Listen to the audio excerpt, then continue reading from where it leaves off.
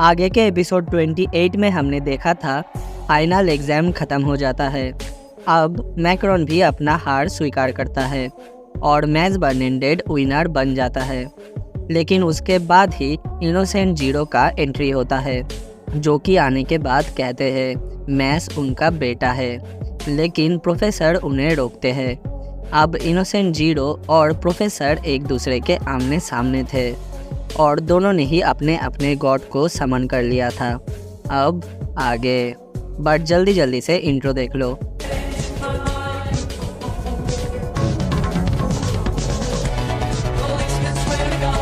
Story के starting में हमें दिखता है प्रोफेसर और इनोसेंट जीरो एक दूसरे के आमने सामने थे और दोनों ही अपने अपने रेज को बढ़ाने लगते हैं। उसके बाद ही इनोसेंट जीरो अपने डार्क मैजिक का यूज़ करता है, जिसके कारण सब जगह से खतरनाक क्रिएचर निकलने लगते हैं। अब इनोसेंट जीरो प्रोफेसर को कहते हैं, मुझे कुछ भी नहीं चाहिए, सिर्फ मैच बर्नांडेज चाहिए, नहीं तो मैं यहाँ पर सभी को मार दूंगा। लेकिन ये सुनकर प्रोफेसर अपने जादू के झड़ी को निकालते हैं, जिससे कि एक खतरनाक सा मैजिक एक्सप्लोजन होता है, जो देखने के बाद इनोसेंट जीरो के साथ साथ वहाँ पर मौजूद सभी चौंक जाते हैं।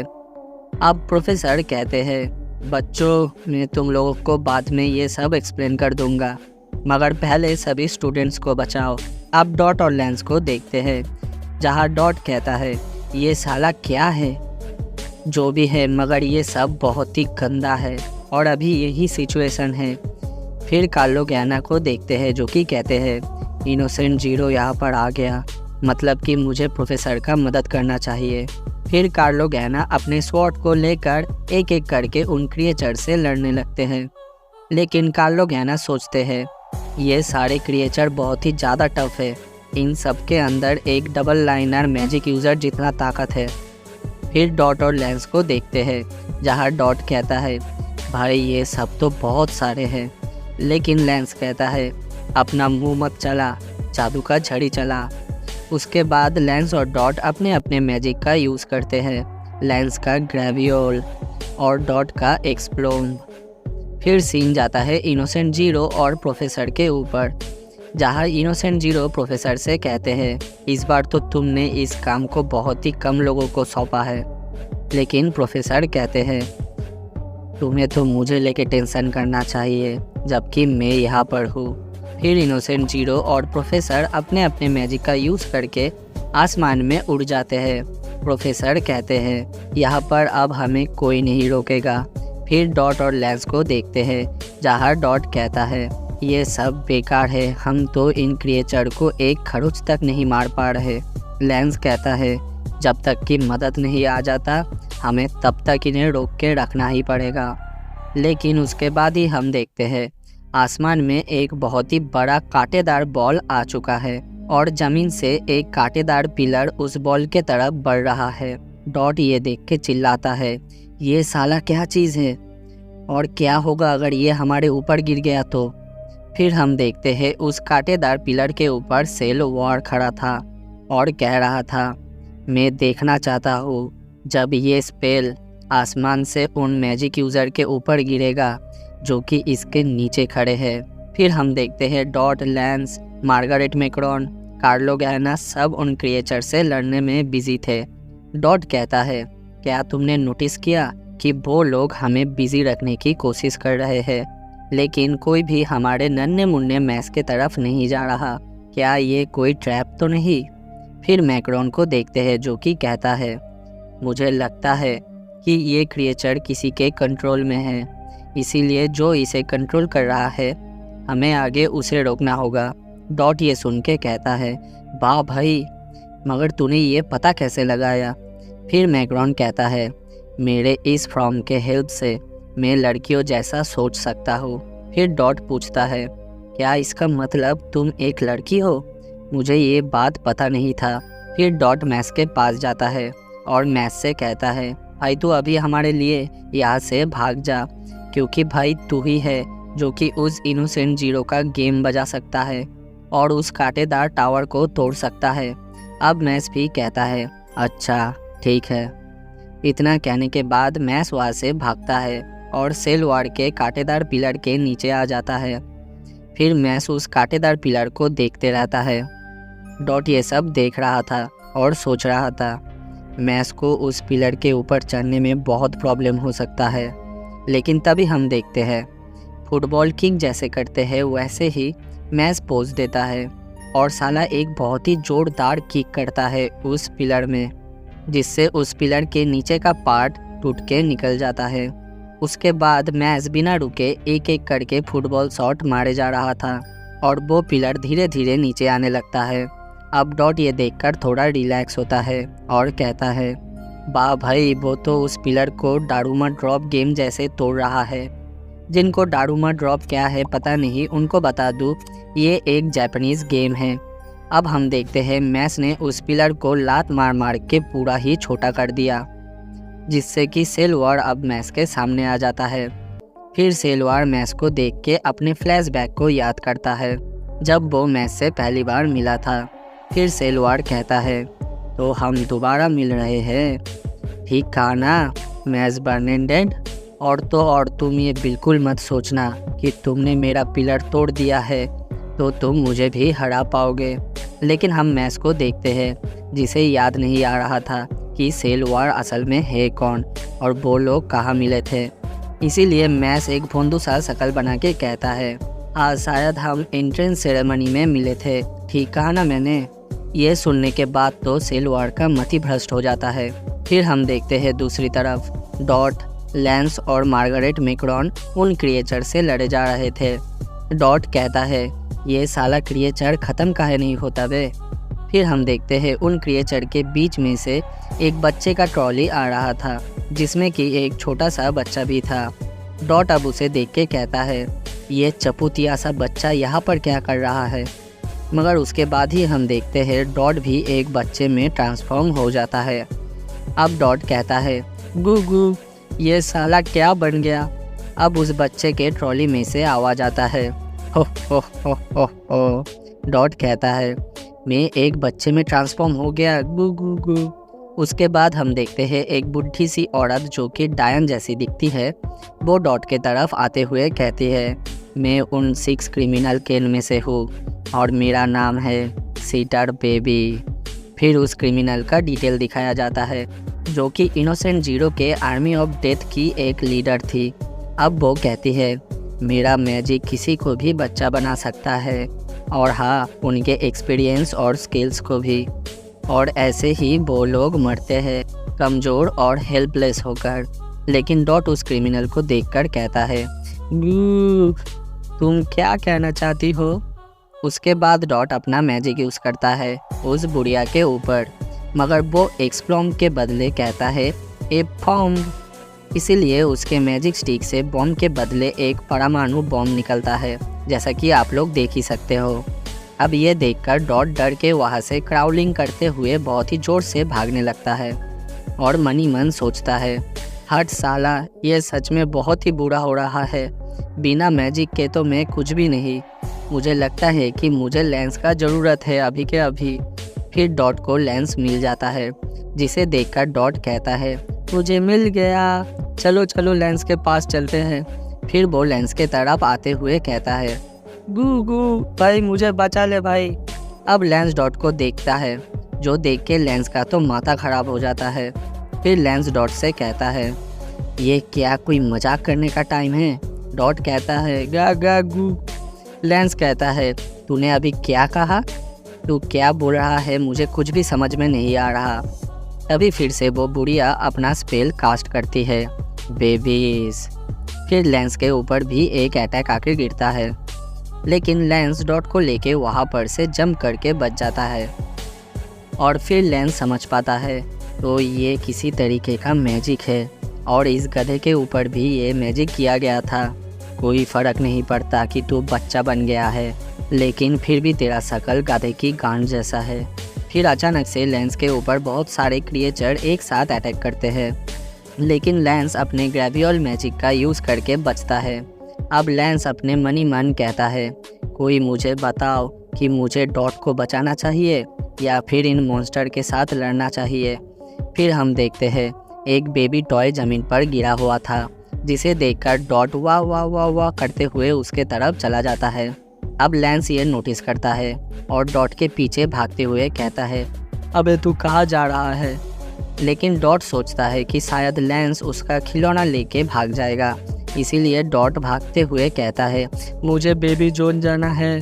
अब अचानक से लैंस कहता है, धत साले। तभी फिर से वो बुढ़िया अपने मैजिक को यूज़ करती है, बेबीज़, जिससे कि अब हम देखते हैं लैंस भी एक बच्चा बन चुका है। अब डॉट बैठे बैठे रोने लगता है, हाय रे मेरी मैया। अब लैंस कहता है, अबे भाई चुप हो जा। फिर डॉट सोचता है, मैं क्यों नहीं बोल पा रहा। लैंस कहता है, तू चुप रह, वो ही अच्छा है और मुझे थोड़ा शांति दे।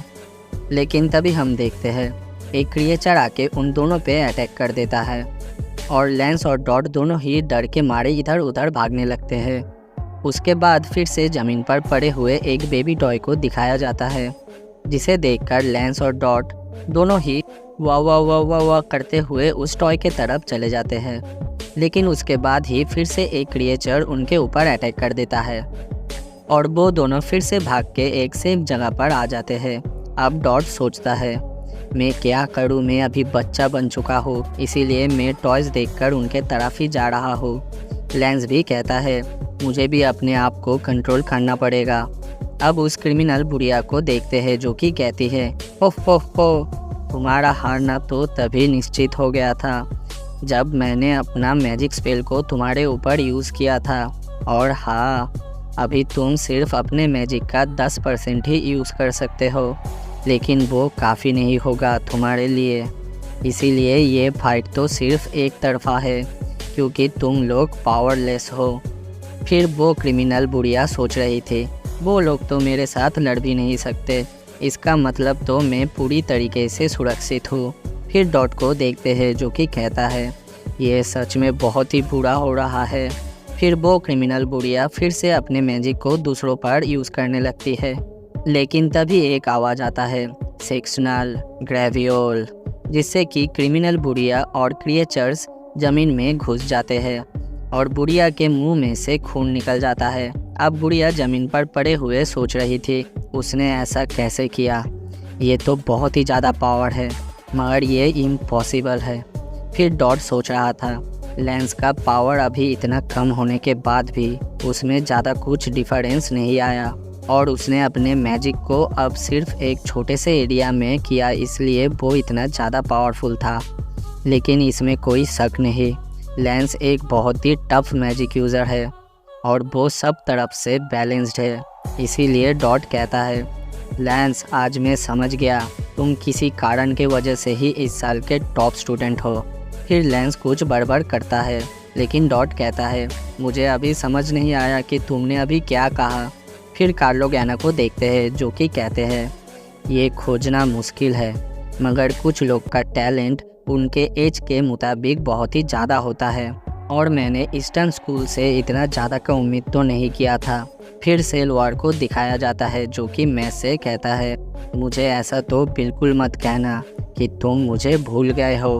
फिर मैस को देखते हैं जो कि अपने दिमाग पर बहुत जोर लगाता है, मगर उसे फिर भी कुछ याद नहीं आता।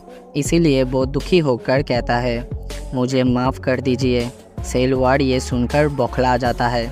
उसके बाद हमें रियो ग्रांट्स और नेरेसोन को दिखाया जाता है जो कि इधर ही आ रहे थे।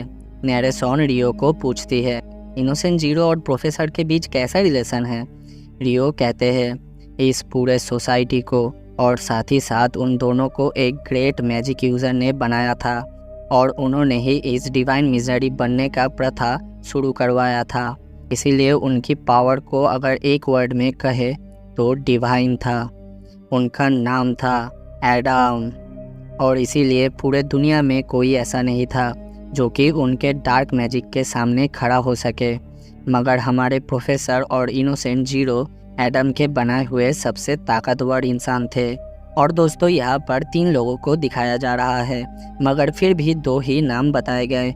एक सीक्रेट बता दूँ, यहाँ जो पीछे तीसरा बंदा है ये एक इम्पोर्टेंट कैरेक्टर है जो कि आगे चल के हमें दिखेगा। अब वीडियो में आते हैं। ये सब सुन के नेरेसोन कहती है, अच्छा तब तो इसका मतलब ये हुआ ना कि उन दोनों का पावर समान समान है। रियो कहते हैं हाँ शायद, मगर यदि प्रोफेसर ने अपना कॉन्फर्टेशन को खो दिया तो। फिर इनोसेंट जीरो और प्रोफेसर के फाइट के तरफ सीन जाता है। इनोसेंट जीरो कहते हैं क्या तुम मुझे देखकर खुश हुए थे जैसा कि मैं तुम्हें देखकर हुआ था। उसके बाद ही इनोसेंट जीरो अपने माथे के ऊपर से कपड़ा हटाते हैं और हम देखते हैं उनके फेस पर कुछ भी नहीं था। उनका फेस पूरा का पूरा सफ़ेद था। अब ये देखकर प्रोफेसर पूरा चौंक जाते हैं और कहते हैं तुम मेरे वही दोस्त हो। फिर इनोसेंट जीरो कहते हैं हाँ मैं जानता हूँ ये अच्छा नहीं है, तुम अपने पुराने दोस्त को ऐसे देख रहे हो जबकि वो एक मॉन्स्टर बन चुका है। उसके बाद ही इनोसेंट जीरो के फेस में से स्क्वायर शेप का छोटे छोटे बॉक्स निकलने लगते हैं। इनोसेंट जीरो कहते हैं तो फिर इसके बारे में क्या ख्याल है, अब भी क्या तुम मुझे अपना दोस्त कहोगे? मगर मैं ऐसा दिखूँ तब तो ठीक है ना। प्रोफेसर ये सब देख के कहते हैं तो इसका मतलब तुमने अपना इंसानियत ही खो दिया। इनोसेंट जीरो कहते हैं मैं इंसानों से भी बहुत बढ़कर हूँ और मैं सारे इंसानों का चाहत हूँ और मेरा लालच का कोई सीमा नहीं। इसीलिए आज मैं मैस बर्नाडेट को फिर से हासिल कर लूँगा और साथ ही साथ तुम्हें भी मार दूँगा वाल्बर्ग। उसके बाद ही इनोसेंट जीरो अपने मैजिक को परफॉर्म करते हैं जो कि था टाइम्स द लिविंग डेड। अब इस मैजिक के कारण वहाँ पर एक बहुत ही बड़ा कॉफिन आसमान में आ जाता है जो कि चारों तरफ से मोटे मोटे जंजीरों से बंधा हुआ था। अब प्रोफेसर ये देखकर शॉक होके कहते हैं ये स्पेल तो बहुत ही ज़्यादा गुप्त था। फिर सेलवार और मैस को दिखाया जाता है। सेलवार कहता है क्या तुम सच में भूल गए हो कि मैं कौन हूँ? मगर मैस अब बहुत ही सोचने के बाद मैस को सेलवार का फेस एक क्रीम पफ दिख रहा था। सेलवार कह रहा था मुझे जवाब दो वरना मरो, मैं तुम्हें मार दूंगा।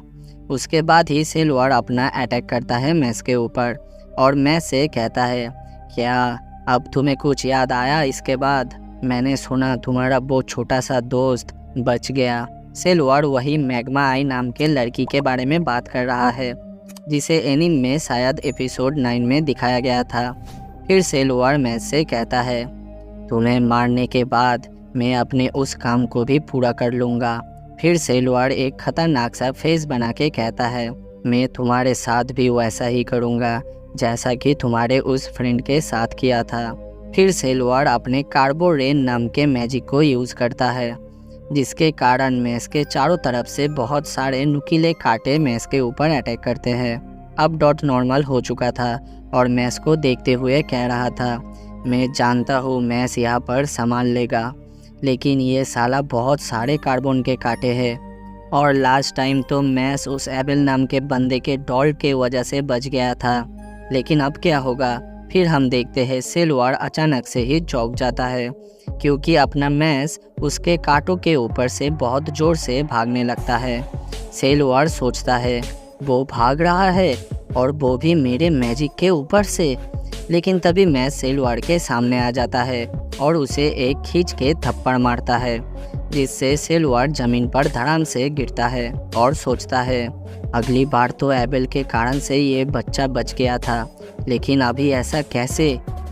फिर मैं सेलवार के तरफ बढ़ते हुए कहता है मुझे साला पता था तू वही थ्रोन वाला बंदा है क्योंकि मैंने एक बार तेरे इस ट्रिक को पहले देखा हुआ था, इसीलिए मेरे सामने ये बच्चों का खेल नहीं चलेगा। और वीडियो ख़त्म। आज के वीडियो में बस इतना ही और कल का वीडियो बहुत ही औसम और ख़तरनाक होने वाला है, तो उस वीडियो के लिए बस थोड़ा सा वेट कर लो दोस्तों। और अगर ये वीडियो पसंद आता है तो एक लाइक करके चैनल को सब्सक्राइब करके बिल नोटिफिकेशन को भी ऑल पर सेट कर देना ताकि मेरी कोई भी आने वाली वीडियो आप लोग मिस ना करो।